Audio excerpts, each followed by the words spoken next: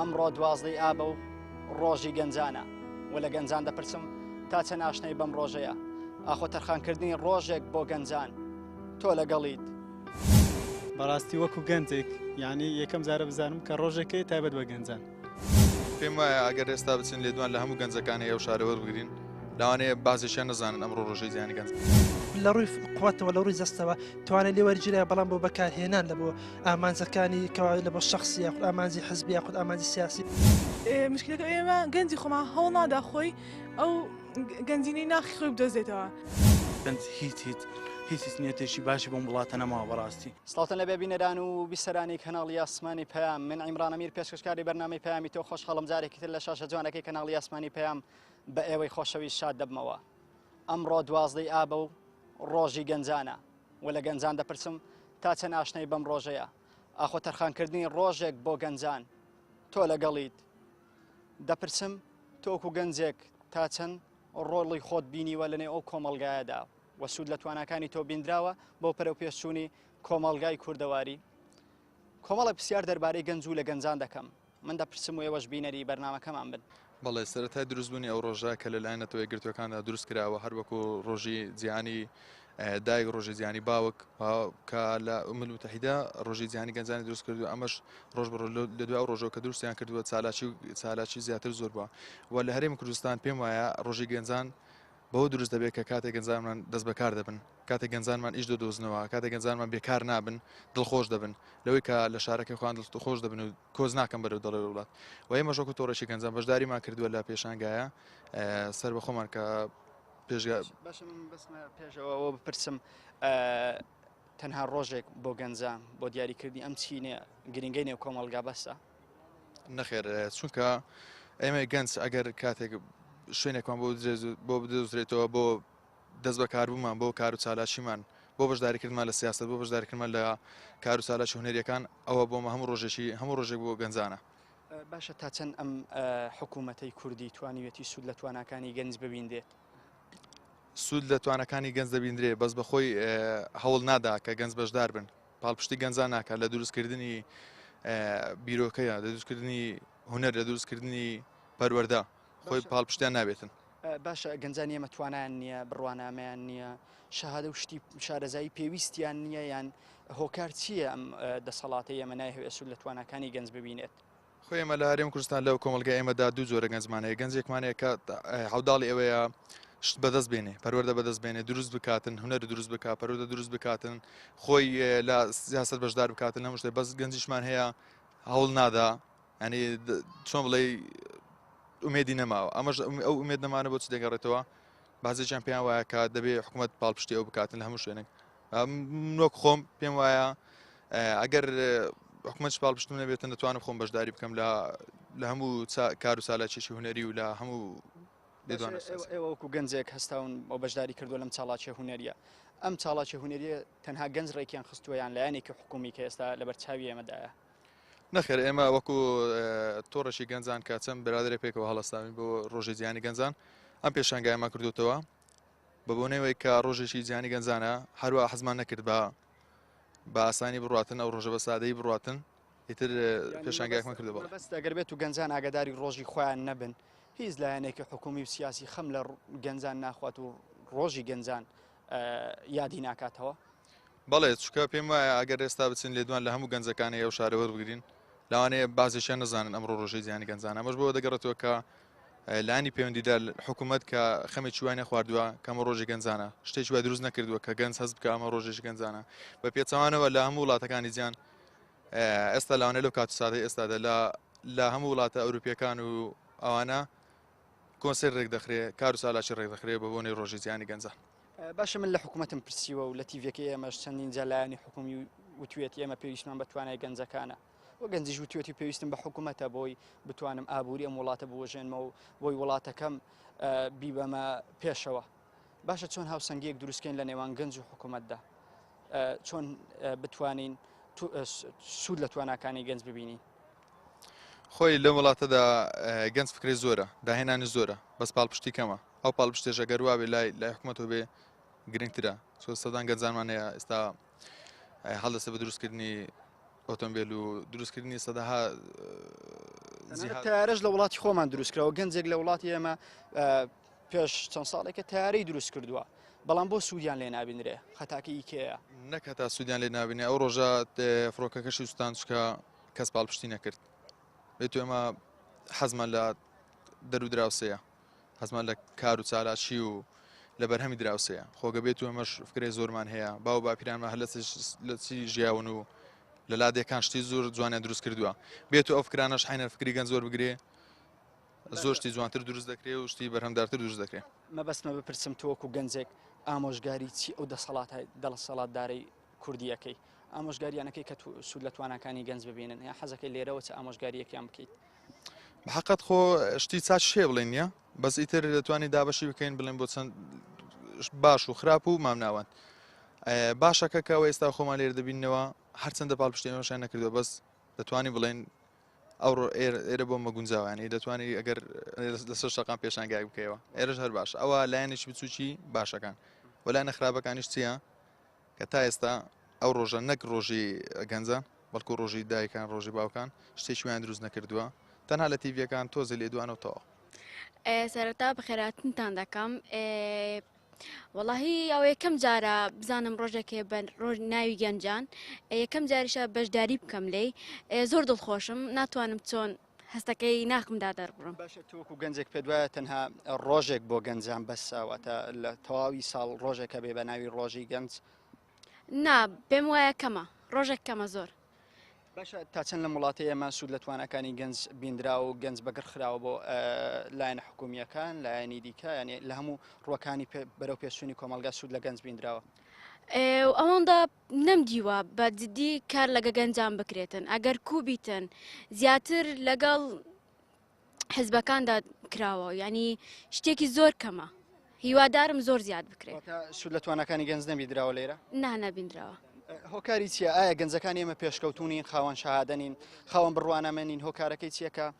سوود لە گەنجدان بێت؟ ئایا خەتا لە گەنجانە یان خەتا لە فکری سیاسی ئەم وڵاتەدایە؟ خەتا لە فکری سیاسی وڵاتەدایە. گەنجەکانمان زۆر تێگەیشتینە، بەس ینی فکریان لێوەرناگرن. هەوڵ نادن لەگەڵ گەنجەکانمان دانیشم بزان چ فکرەیەکیانە یاخود بەتەما چ شتێکن. باشە کۆمەلگا وەلایەنی حکوومەت و لایەنی دەسەڵات دەڵێ پێویستم بە گەنجە، گەنجیش ئەڵێ پێویستم بەوانە بە حکوومەتە بۆی بتوانم ئابووری ئەم وڵاتە بۆژێنمەوە. باشە بۆچی تا ئێستا هاوسەنگیەک لە نێوانم دووە ڕانەگیراوە و تا ئێستا سوود لە توانەکانی گەنج نەبینراوە؟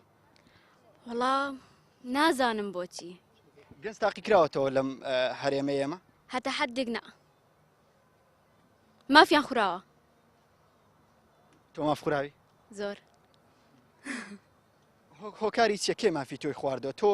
شارەزایی نییە یان دەرفەتە بە ڕۆنەڕخساوە؟ لەوانەیە شارەزاییمان هەبی بەس کۆمەلگایەکە ڕێ پێ نەدابی وەکو کچێک بەشداری هەموو شتێک بکەم. خەونم زۆرە بەس ڕێ پێ نادەن. تۆکو گەنجێک تا چەند ئاشنای بە دوازدەی ئاب و ڕۆژی گەنجان؟ والله بحكمي ام بيشتر يعني دراسه اوشتانم دراسه اوروجانم كريه كاوروجان نتو كرتو كان داينا يكلان روج ذهني غنزانا كامروه كاوصالشان ليرا او كومال غنزا كسكر انزام دا براستي ازوي دمه بلا لو روجا دا زياتر كاوروجان داندرا بو روجي غنزانيا روجي افريتانيا روجي او خدي ك كودالي بهوي او كمتر غرينجيدانا با روجا يعني چۆن دەڵێ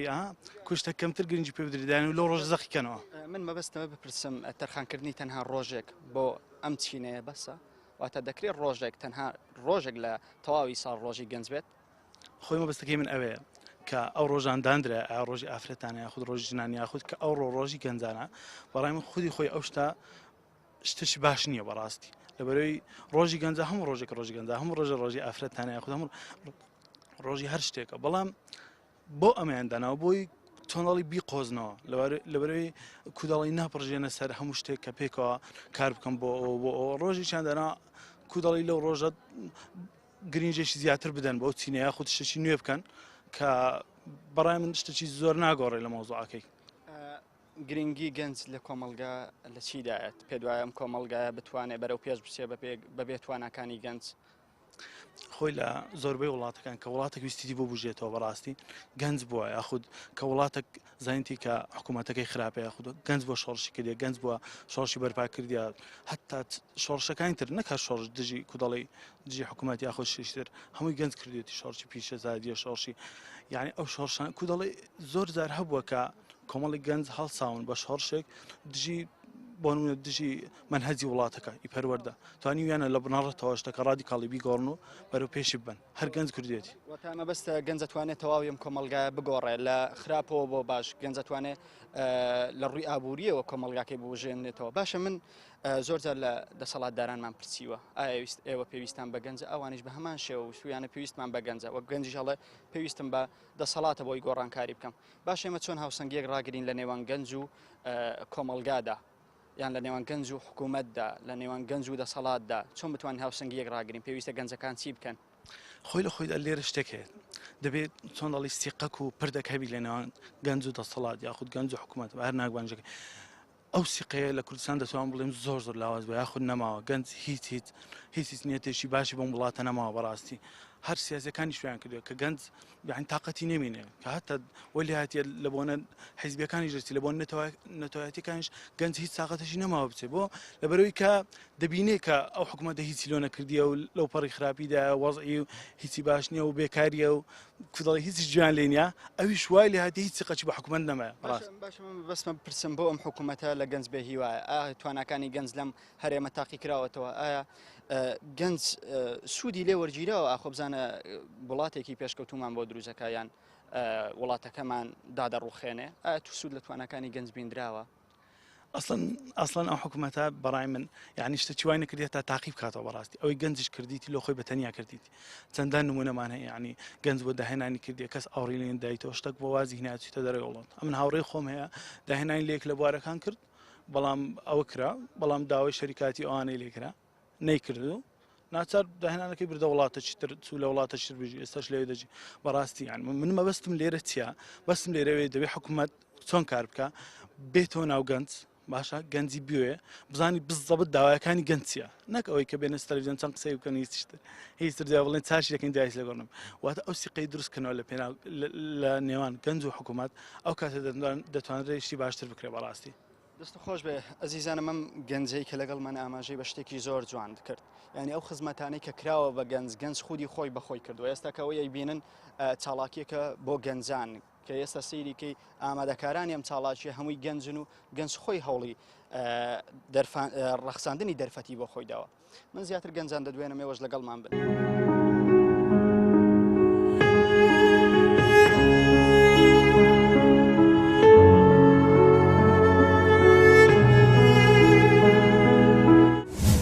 ئەمڕۆ 12 ئابە و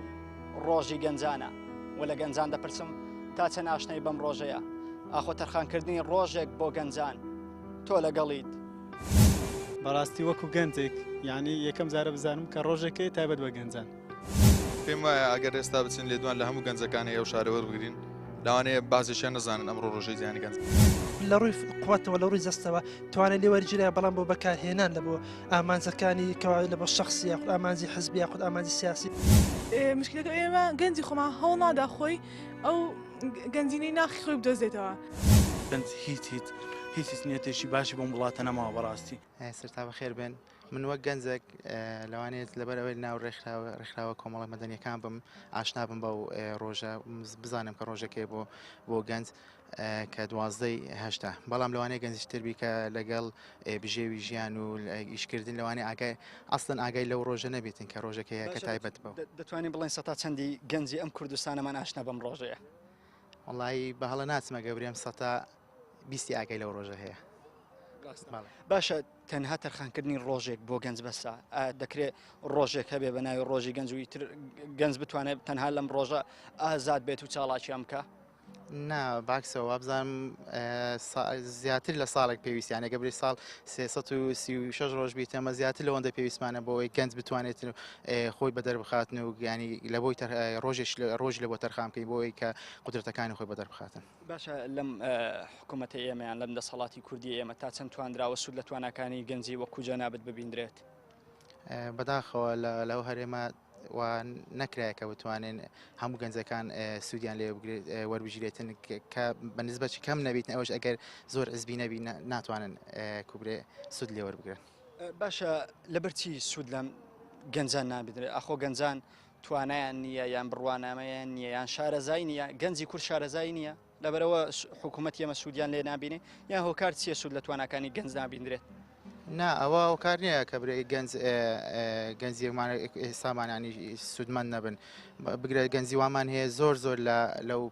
گەنجایانی پێشتر کە دەکات پیری ئێستاکە زۆر چالاکترن و باشترن و کوبرێ ئەلمیان باشتر پێ بەس وەک ئەم لەو هەرێمە خۆمان ئەگە گەنج بێتە پێش وای لێ دێتن دەسا و دەستی دەسەڵات دەکرێتن بوو ئەوان جواب بزانم ڕازی نابن کە گەنجێک بێتە شوێنی وان بگرێتەوە بۆیە وا دەکەن ڕێگری لە بەرگەنج دروست دەکەن. پێت وایە تا ئێستا گەنج تاقی و کراوەوە لە حکومڕانی ئێمە شکستی گەنجمان بینیوە لە حکومڕانی ئەخرەوەکار چییە ینی کە گەنج سوودی لە نابیندرێ ڕۆژە لە ڕۆژان حکوم دراوەتە دەست گەنجێ و شکستی بەم وڵاتە هێنابێت. ناستن هەر ڕێگە ناداتانی گەنج پەل بەهاوێژێ بۆ ئەو سێکتەرانێکە خۆی دەوێ هەڵی بژێریتن وابزانم تاقیش نەکرایەوە. ئامۆژگاری چیە بۆ گەنجان عفوان ئامۆژگاری چیە بۆ حکوومەت کە سوود لە توانەکانی گەنج ببینێت لە داهاتوو گەنج ئەتوانێت چی بۆ حکوومەت بکات. هەر شتێک کە بکرێتن لە بۆ مەسەلەن ینی بۆ بەرەوپێش سوونی هەر لایەنێک بیتن و هەر کایاتی ژیان بیتن کەم جار گەنج دەتوانێت بیکاتن ئەوەی کە دەکرێتن هەموو گەنج دەکات ئەو شۆڕشانەی کە پێشتر بینیومانە هەمووی گەنج کردیتی بۆیە ئەگەر بمانەوێت ینی حکوومەت بیاوێتن کوبرێ هەرێمێکی باشتر حکومڕانێکی باشتر هەبێتن یەکەم زار بیت لەوی بکاتەوە گەنج بینتە ناو حکومڕانی. بەنای خۆی گەورە مهرەبان زۆر سپاسی بەرنامەکەتان و کەناڵەکەتان دەکەن کەەوە گرنجیدان بەو ڕۆژە و ئامادەبوونتان لێرانەوە بە و چاڵەچەکانی گەنجان و کەوا بەشێکە لەوەی کەوا گرنجەکان لە بەرنمەکانتان ڕۆژی گەنجان بەگشتی لە ناو گەنجان بە تایبەتی دەتوان بڵێن بەگشتی ڕۆژەکان و ڕۆژی گەنجان شناوان بە تایبەتی هۆشارێکی کەمی هەیە لەسەرەوەی کەوا بۆنە ڕۆژەکێ بەنای ڕۆژی گەنجان خە ڕۆژەکێ بەنای ڕۆژی ئافرەتان ئەوژەگرتە سەر زیاتر شێوازی ژیانی خەڵکەوە خەڵک ئەوەندێکەوە بەشیترەوە مەژغولە مشتەوە خەریکە کەمتر ئەوە بەشانەوە خەریکەکەەوە پەیوەندی بە مافی خۆی پەیوەندی بەخۆیەوە کە ئەو ڕۆژانێکەوە تایبەتن بە دانرانە لە بۆیەوە داکۆچی لە مافەکانی ئەو بکرێت داکۆچی لە بوونی ئەو بکرێتن لێک لەو ڕۆژان و ڕۆژی گەنجانە لەو هەرێمی کوردستان و بەگشتی ڕۆژهڵاتی ناوەڕاستیش بەگشتی ئاسی ڕۆشنبیر لەو باری زۆر کەمە لەبەرەوەی کە گەنج ئەوەندەی مەژغول کرایە ئەوەندێکەوە بەشیترەوە خەری کرایەکەوە بۆ منە گەنج ئەوەندێکەوە لە بۆمە کارێک بدۆچێتیان بە دوێکەوە ژیانێکی تاڕادەیەک بتوانانی خۆش گوزارانی بەرزبێنتن بارێکی مادی تاڕادەیە کەمی هەبیتن وا لێکەکەەوە ئەو گەنجانە کەمتر شارەزە یاخود ئاگداری ئەو ڕۆژانە بن یاخود ئەو شتانەمەکەەوە لەنە بەستە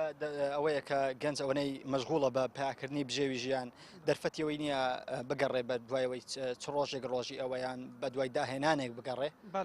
مەبەستمان زیاتر لەوەی بکەوە ئەو ڕۆژانێکەوە دانرانی لە بۆ گەنجان لە ڕووی نێو دەوڵەتیەوە دانرێکەوە ڕۆژێک بەمە ڕۆژی گەنجە دانرا لەوەکەوە داکۆچی بکرێت زیاتر لە مافەکانی گەنج یاخود ئەوەیەکەوە داکۆچ لە بوونی گەنج بکرێتن کەەوە گەنج پێویستە ڕێز لێ بژێت چکە ئەو توانای گەنج توانایەکەکەەوە هەم لە ڕووی مادیەوەکەوە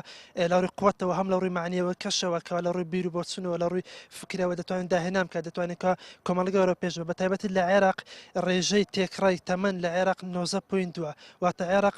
کۆمەلگەیەکی گەنجە بەڵام بەداخۆ ئەو کۆمەلگەی گەنجە لەلایەن کەمینێکی پێرەوە حکوم دەکرێتن کەەوە بە تەواوی مافی ژیان لێسەنیتەوە. باشەمە بەسمە بپرسم لە عێراق یان لە کوردستان بە تایبەتی تا چەند توانراوە سوود لە توانەکان و تاقی گەنج ببیندرێت. وەکو باسم کرد گەنج لە دوو بوارە یاخۆ لە دوو ڕۆ توانە و تاقی هەم لە ڕووی قوتەوە لە ڕووی جەستەوە هەم لە ڕووی معنەویە کەشۆ لە ڕووی فکرەوە دەتوانڕە لە ڕووی قوتەوە لە ڕووی جەستەوە توانێت لێ وەرگیرە بەڵام بۆ بەکارهێنان لە بۆ ئامانجەکانی کەوا لە بۆ شخصی یاخود ئامانجی حزبی یاخود ئامانجی سیاسی بەڵام لە ڕووی بیر و بۆچوون لە ڕووی داهێنان و ڕووی فکرەوە دەتوان بە تاوی پاراوەست کرا ئەو گەنجانش کەوا بەرم لە شوێنێکەوە لە پلۆپۆستێکدانە زۆربیان توان بڵێ هەر بەتەمەن گەنجن ئەگەر وەک ئەوەی هەر توانای بڕیاردانیان یاخود توانێ ئەوانەیە کە سەر بەخۆی ئیشکەن هەدێ بگەڕێنە بۆ کەسێکی لە خوان بەرز یاخود ئەوەی کە بۆمە دەگوترێکەوە گەنج پێویست ناکاتن ینی شۆڕشی نەکرد یاخود گەنج ئەوەی پێشتر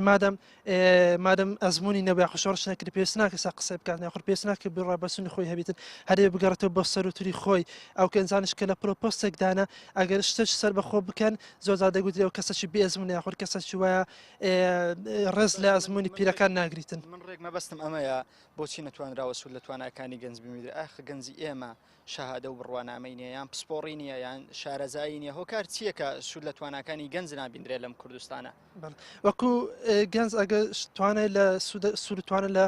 هێز و توانێت گەنج وەرنەژرا دەگەڕێتەوە سەر هەم گەنج خۆی و هەم دەوروبەر و ئەو ئەوانشکە کارێ دەکەن گەنج خۆی دەتوانن بڵێن ئەو متمانەی بەخۆن یاخود ئەو لە منداڵیەوە گەنج کە ڕاددەهێنرێتن کە لە پەروەردە کۆمەڵاتێکە و ڕاددەکەوە متمانەی بەخۆی نابێتن لە پەروەردە کۆمەڵاتێکەوە لە ڕەوزۆ یاخود لە قوتابخانەوە بە شوازش وا پەروەردە دەکرێتن کەەوە ناتوانانی بڕێداتن یاخود ناتوانانی قسە بکاتن ناتوانانی بیڕاو بۆ چنی خۆی دەربڕیتن هەر لە منداڵی مامۆستا یاخود لە سیستەم پەروەردەیەوە هەر مامۆستا زۆرەوە قسە دەکاتن کەمتر ڕێز لە بیر و بۆچنی قوتابی بۆ لەژێرکە قوتابیش قسە بکاتن مامۆستا خۆی بۆ پەرداغە پڕە دەبینێتن کەەوە بێ قوتابیەکانی پڕکاتن نەکۆی ڕێز لە بیر و بۆچنی قوتابی شۆر بگرێتن زۆر جارە قوتابێکە پرسیارێک بکە یاخود قوتابانی کە پرسیار دەکەن ئەوانی کە مداخلەی خارجی دەکەن ئەو قوتابیانە زۆر جار مثلا بە هاروراز یاخود بە قوتابی کە پۆلەکە تێدن یاخود بە قوتابیانە دادەنێن کەەوە ڕێز لە بیر و بۆچن ڕێز لە مامۆستا و دەستەکە ناگرن ڕێز لە ئەو قوتابیانێکە لە دەرەوە زیاتر قوتابێنێکەوە داهێنان دەکرد یاخود ئەوانێکەوە کەسانی پسپۆڕ و شارەزان و کەسانێکەوە خوان لەو بوارە پەروەردەیە قەتیس ناکەنکەوە بەس کتێب خوێندنەوەکە بیر و بۆچنی دیکە دەردەبڕن دەستە خۆش بێ سپاس هاوڕێ خۆشەویستانمەوەی گوێبیستی بوون پەیامی بەشێکی هاوڵاتیانە کە بەشێکی زۆری پێیان وایە گەنج لە وڵاتی ئێمە چەوساندراوەتەوە یان گەنج لە وڵاتی ئێمە کرد کاریشی پێکرابێ یان دەرفەتیشی بۆ ڕەخساندرابێ لە ژێر چاودێری کەسانێک بووە کە بەتەمەن نەبوون بەتەمەن لەوان گەورەتر بوون و تەنها بڕیارەکانی ئەوانیان جێبەجێ کردووە و بەشێکی لەگەڵەوەدان گەنج خۆی خەتابارە گەنج خۆی بەرەو پێش نەبردووە لەم وڵاتی ئێمە خۆشەویستانم من لەگەڵ گەنجانە دوێم و دەربارەی ڕۆژی گەنجان پرسیاریان لێ یەکەم منە پرسم ئەوەش بینەرمان بن بزانم ئەوان ڕەئیان چیە لەسەر گەنجانە خۆ لەبەرچی گەنج نەتوانراوە لە وڵاتی ئێمە سوود لە توانەکانی ببیندرێ لەگەڵمان بە پەیامی زیاتری گەنجان بۆ ئەوەی خۆشەویست دەگوازمەوە.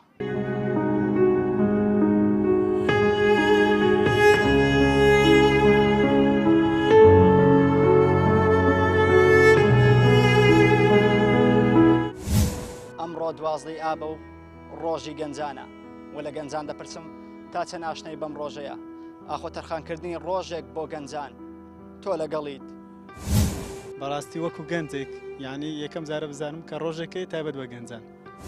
پێم وایە ئەگەر ئێستا بچین لێ دوان لە هەموو گەنجەکانی ئەو شارەوە بگرین لەوانەیە بازیشیان نەزانن ئەمڕۆ ڕۆژەی زیانی گەنج لە ڕووی قوتەوە لە ڕووی جەستەوە توانێت لێ وەرگیرە بەڵام بۆ بەکارهێنان لە بۆ ئامانجەکانی کەوا لە بۆ شخصی یاخود ئامانجی حزبی یاخود ئامانجی سیاسی مشکلەکە ئێمە گەنجی خۆمان هەوڵ نادا خۆی ئەو گەنجینەی ناخی خۆی بدۆزێتەوە گەنج هیچ نیەتێکی باشی بۆم وڵاتە نەماوە بەڕاستی تۆکو گەنجێک تا چەند ئاشنای بۆی کە ڕۆژێک هەیە تایبەت بە گەنجان و گەنجان نەتوانن لەم ڕۆژە یادی خۆیان بکەنەوە ڕاستی پارزانیم بەس بەعام گەنجان زۆر لێ بێئاگان لەو ڕۆژە چونکە نە لە تەلەڤیزیۆنەکان نە لە سۆشیال میدیا نە لە ڕێکخرا و لایەنەکان کە تایبەت بە گەنجان یادی ئەو ڕۆژە ناکرێتەوە و مەجموعەیەکی زۆری گەنجان لێ بێئاگان و بێخەبەر باش ئەگەر بڵین دەتوانێت بڵێن سە تا چەندی گەنجی ئەم کوردستانی خۆمان ئاشنانە بم ڕۆژەیە ئاشنان لانێسی سەتاسی ئاشنا بەڵێ لانێ باشە هۆکار چییە کە خەڵکی ئێمە ئاشنانیە بەم ڕۆژەیە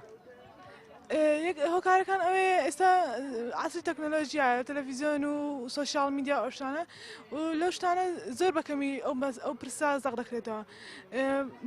باوەڕ ناکەم بەرنامەیەک نیت پێ باسی ئەو ڕۆژە بکە تا ئێستا نەمبینیوە باشە تەرخانکردنی تەنها ڕۆژێک بۆ گەنجان بەڕای تۆ بەسە تەنها ئەکرێ ڕۆژێک بە ناوی ڕۆژی گەنجان دابدرێت هەموو ڕۆژێک ڕۆژی گەنج گەنج خۆ دەزانین تاقەیەکی زۆری تایە ئەگەر بێ ئەتوان تاقی بەکاربێنین بە زۆر شت و داهێنانی زۆر و گۆڕانکاری پێشکەوتن لە کۆمەلگای ڕووبدا بەس بەداخەوە لێرە یەک شتەیە وا دەکرێت گەنج بەشتی لاوەچی و لابەلاوە خەریک دەبێ شتە گەورەکان و ئیبداعات و داهێنان و ئەو شتانیان لەبیر دەبێنەوە باشە تا چەند لە کۆمەڵگای ئێمە سوود لە توانەکانی گەنج بینراوە توانراوە سوود لە تاقە و لە تاقی گەنج ببینرێ بۆ ئەم وڵاتە بەرەو پێش بچێت کەم بەڕێ من بەشداریکردنی گەنجان بەعام چەمکی بەشداریکردنی گەنجان زۆر کەمە ئەوەی زیاتر کە بەشداری دەکەوەرەوە ئێستا گۆڕانکاری ڕوویداوە ئەو کەسانی کە پۆستیان هەیە لە دەسەڵاتانیان ئەو کەسانی کە لەلایەنی ڕێکخراوەکان و دائیرە و دامزگەکان گەنجی تدا بای خۆی بەڵام هێشەش بە ئاستی پێویست نییە دەبینیوانی تۆپەکان هەموو یان تەمەنیان بەرزە یان ئەوەیە گەنجم بەڵام تعلیمات و قرارات لەسەری خۆیانە وەردەگرن فەو قرارانە درێژ گەنجانە نییە باشە هۆکارچیەکە سوود لە توانەکانی گەنج دەبینراوە ئەخۆ گەنجی ئەم وڵاتی ئێمە بڕوانامەی نییە توانای نییە شارزای و پسپۆڕی نیە لە بوارەکان یاخۆت ئەم دەسەڵاتی ئێمە نایهەوێت سوود لە توانەکانی گەنج ببینێ باڕکە عمران گەنجی ئێستا زۆر تاقی زۆرە و زۆر بتوانایە بەس مشکلەکەوەیە بەکە ئەو توانە و تاقی هەڵ نادرێتەوە بدۆزرێتەوە هەموو ئینسانێک گەنجینەیەک ناخیدا شاردراوەتەوەکو مولانە دەڵێ بەس مشکلەکە ئێمە گەنجی خۆمان هەڵ نادا خۆی ئەو گەنجینەی ناخی خۆی بدۆزێتەوە هەڵ نادا شتێک بدۆزێتەوە کالەیدا سەرکەوتووە هەر دەرێنان توپ و هەندەسەک هەر تەخەڕوز دەکات لە پۆلیسەش توپ و هەندەسەکە بۆیە هەڵ نادرێت لەو بارە بدۆزێتەوە کە خۆی تۆ لەگەڵم وتەیە کە دەڵێ بۆ بەرەو پێشوونی کۆمەلگایەک یان دروستبوونی کۆمەلگایەکی تەندروست ئابووری بەرز پێویستمان بە سەرکردەی گەنج و بە کەسی گەنج هەیە بەڵێ بەتەواوەتی دەگەیدا ئەو وڵاتە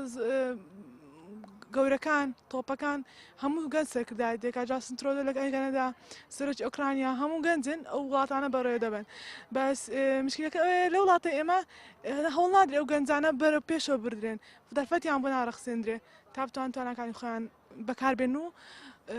سکێڵەکانی خۆیان بەکاربێت تۆکو گەنجێک تا چەند ئاشنای بەوەی کە ڕۆژێک هەیە و ئەمڕۆ ڕۆژی گەنجانە سەرتا بە خێربێن دەستخۆش بەرنامەکە لێ دەکەم کە گرنگی زیاتر بەو بابەتان دەدەی بەڕاستی وەکو گەنجێک یعنی یەکەم جارە بزانم کە ڕۆژێکی تایبەت بە گەنجان هۆکارەکەی چیە کە تۆ نەدەزانی و ئایا گرنگی بەم ڕۆژە نەدراوە ئایا شتێکی تایبەت نەکراوە بۆ گەنجان لەم ڕۆژە خۆی دەستخۆشیان لێ دەکەم کە ڕۆژی چیان دەستشان کردو بەڵام ئەگەر بێ سەر حەقیقەت گەنج تەنها ڕۆژی نییە پێویستە هەموو ڕۆژێکی هەبێ چونکە گەنجیش وەکو چینێکی ئەم کۆمەلگا یعنی هەوڵی بەرەو پێشبردننی کۆمەلگاکە دەدات پێ وایە بۆ پێشچوونی و کۆمەلگای وەکو خۆت باسە کرد پێویستمان بە توانە و تاقی گەنجەیە حتمما لەگەڵ هیچ دانێت چونکە گەنج چەکێکی زۆر بەهێزە بۆ بەرەو پێشبردننی کۆمەلگا چونکە دەبێتە هۆی لە چەند لایەنێکەوە ینی بەرەو پێش دەچێت کۆمەلگا لەلایەنی ئابووری لەلایەنی سیاسی لەلایەنی هەموو لایەنێکەوە لایەنی ڕۆشنبیری باشە پێ وایە ئەو کۆمەلگایکی ئێستا ئێمە تێیداین بۆی ئاوا یعنی دەتوانین بە کۆمەلگایەکی ئاز نەزم نایی بینین لەوەرەوە کە سوود لە توانەکانی گەنج نەبینراوە دەتوانین تا ڕادێک ینی بە کۆمەلگایەکی ناڕۆشنبیر حسابی بکەین چونکە ئەگەر بێ سەر گەنجەکانیشمان ینی برەویان بەخۆیان نەداوە لەبەرەوەی گەنجەکانی ئێمە تەنها لە دوو لایەن گرنگی بەخۆیان دەدەن لایەنی مادی و لایەنی جنسی تەنها بیر لەو دووشتان دەکەنەوە ینی لاسای ئەو فیلم و ئەو شتانە دەکەنەوە بۆ ینی نایەن زیاتر بیرکراوە بن زیاتر باشتر فکر بکەنەوە ینی هەوڵی خۆبەرەوە پێشبردن بدەن خۆ شەر نیە ئێستام توانام هەیە قوتم هەیە لەخوا بەزات بێ ئەلحەمدوللا بەڵام کە من کار بە مێشکم نەکەم داهێنان نەکەم فکری زیاتر نەکەم و باشتر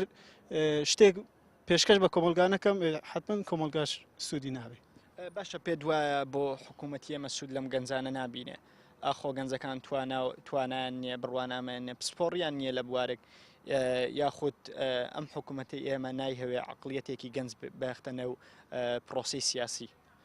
بەخۆی ئەزانی ینی گەنجی زۆر باشمان هەیە گەنجی کارامان هەیە گەنجی ڕۆشنبیرمان هەیە پێشکەوتمان هەیە بەڵام هەمووی قۆڕق کراوە لە پێناو دەسەڵاتی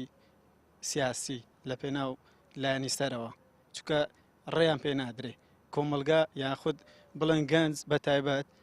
دەرفەتی بۆ نەڕەخساوە هیچ دەرفەتێک وای بۆ نەڕەخسا تاکو بتوانێت یارمەتی کۆمەلگا بدە دەست خۆش بێ هیوام وایە هەموو گەنجێک من و تۆ هەموو ئەو گەنجانە دەرفەتمان بۆ بڕەخسێ لەم حکوومەتە بتوانین خزمەتێکی میلەتەکەی خۆمان پاشان ئەوەوەی داهاتوی خۆمان بکەین خۆشەویستانمەوەی گوێبیستی بوون پەیامی هاوڵاتیانی شاری هەولێر بوو کە بەشێکی زۆری پێیان وایە ئەم حکوومەتە نەیویستیە و نایهەوێت سوود لە توانەکانی گەنج ببینێ لەبەرۆی گەنج بە عقلیەتێکی نوێ دێت خزمەتی ئەم کۆمەلگایە دەکات خۆشەویستانمەوەی گوێبیستی بوون پەیامی هاوڵاتیانی شاری هەولێر و کۆمەڵێ گەنجی خوێنگەرمی قەڵی شاری قەڵاو منارە بوو. ئەزیزانم بەرنمەیەم جارێ پەیامی تۆم پێشکەشکردن تاڵقەیەکتر و بەرنمەیەکتر سڵاو ڕێزی عیمرانی پێشکەشکار و کامێرەمانم عباس ڕەسوولتان لێبێ تاڵقەیەکتر بەوەی خۆشەویست شاد دەبمەوە بەخوای گەورەتان دەسپێرم خواتان لەگەڵ.